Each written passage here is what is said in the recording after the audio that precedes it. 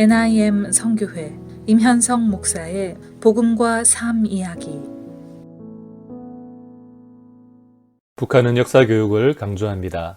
일제치하에서 독립한 이후 한반도의 주권국가로서의 정통성을 주장하며 국호도 조선인민민주주의공화국이라고 이름했습니다. 김일성이 독립투쟁을 했다고 강조하고 나라를 구한 영웅이라고 칭송하면서 건국 초기에 민족 영웅으로서 김일성을 지도자로 높여왔습니다. 그리고 자연스럽게 모든 국민들에게도 김일성처럼 국가에 충성을 하도록 여러 가지 세뇌를 병행해 왔습니다. 인생의 주체, 역사의 중심으로 서도록 강조하는 북한의 주체 사상이 개인 우상화로 변질되고 현실에 대해 무지하고 몰 역사적인 인식을 가지게 만든 것입니다. 사실 구한말 바람 앞에 등불 같았던 한반도에 희망을 가져다 준 것은 김일성이 아니라 복음이었습니다. 하나님께서 생명의 복음을 증거하며 가난하고 억눌린 조선민족을 사랑하며 헌신한 귀한 선교사들을 보내주셨습니다. 그리고 조선 땅에 교회의 부흥을 허락하시고 복음으로 새로운 나라가 되는 길을 인도하셨습니다.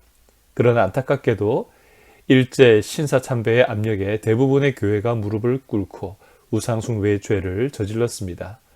놀라운 부흥을 경험하고 민족에게 소망이 되었던 교회가 민족의 미래에 어두운 그림자가 되었고 땅에 버려져 밟히는 소금이 되었습니다.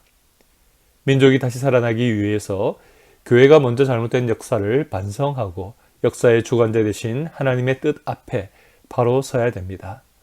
한국 교회와 디아스포라 한인 교회들의 모습이 역사 앞에 바른 소망을 가지고 하나님이 주시는 소망을 복음의 삶으로 나누고 섬겨야 합니다.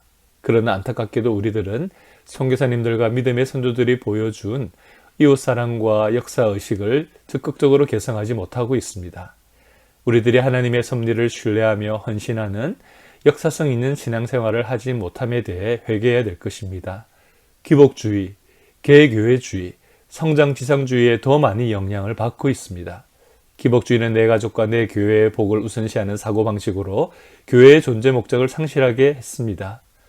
개교회주의는 개인주의가 극대화되는 사회적 현상을 따라 한민족 교회의 공적인 교회의 모습을 심각하게 훼손했습니다.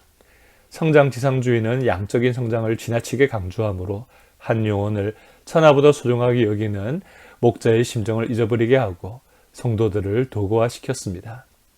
이제 한민족교회는 우리 민족이 현재 처해 있는 역사적 상황 속에서 성경의 메시지를 정확하게 해석하고 이웃사랑과 민족사랑을 적극적으로 실천해야 됩니다. 지금 한반도를 둘러싼 주변 강국들과 북한의 김정은 정권이 분단의 빗장을 굳게 걸어 잠그고 있는 것처럼 보입니다. 하지만 믿음으로 발을 내딜 때 주님께서 그 땅의 문을 열고 복음으로 민족이 하나 되고 구원 얻는 길을 열어주실 것입니다. 출애굽한 이스라엘 백성들이 홍해를 건널 때에는 물이 갈라져 마른 땅이 된 바다를 건넜습니다. 여호수아와 이스라엘 백성들은 창일한 요단강에 믿음으로 발을 내딛고 건넙니다. 이런 믿음이 한민족 교회 가운데 필요합니다. 여호와의 언약궤를 맨 제사장들의 발이 물가에 잠기자 사이로 흐르던 물은 끊어지고 마른 땅이 드러났습니다. 그런데 제사장의 역할은 여기서 끝나지 않았습니다.